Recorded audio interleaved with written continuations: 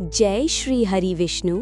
आज हम सुनेंगे एक अत्यंत पावन और रहस्यमयी व्रत की कथा, षठ तिला एकादशी।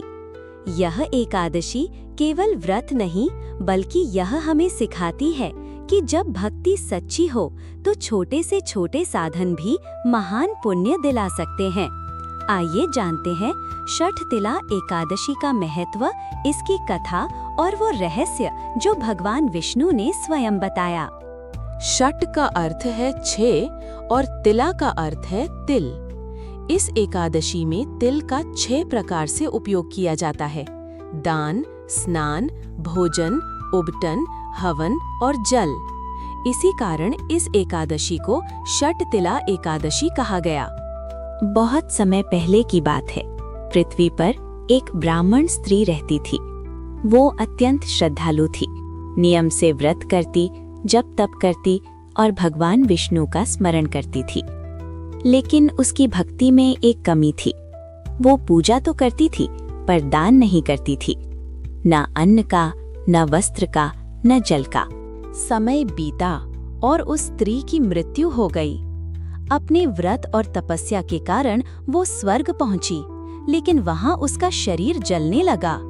वो व्याकुल होकर बोली, हे प्रभु, मैंने तो जीवन भर व्रत और पूजा की, फिर मुझे ये कष्ट क्यों?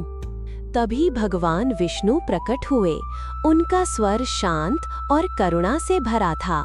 भगवान बोले, वत्से, तुमने व्रत और पूजा तो की, पर कभी दान नहीं किया। भक्ति तब पूर्ण होती है जब उसमें करुणा और त्याग भी हो। स्त्री रोते हुए बोली, प्रभु, अब मुझे क्या करना चाहिए? भगवान विष्णु ने कहा, माघ मास की कृष्ण पक्ष की एकादशी को षठ तिला एकादशी कहते हैं। इस दिन यदि श्रद्धा से तिल का स्नान, तिल का उपटन, तिल का दान, तिल का भोजन, तिल का हवन, तिल मिश्रित जल का पान किया जाए तो सभी पाप नष्ट होते हैं और मोक्ष की प्राप्ति होती है। स्त्री ने अगले जन्म में षठ तिला एकादशी का विधि विधान से व्रत किया, तिल का दान किया, भूखे को भोजन कराया और सच्चे मन से भगवान का स्मरण किया। इस बार भगवान विष्णु ने उसे वैकुंठ धाम में स्थान दिया। कथा से सीख: केवल पूजा ही पर्याप्त नहीं, दान और करुणा भक्ति की आत्मा है। षठ तिला एकादशी हमें सिखाती है कि थोड़े से तिल भी यदि सच्चे मन से अर्पित हों तो अनंत पुण्य दिला सकते हैं।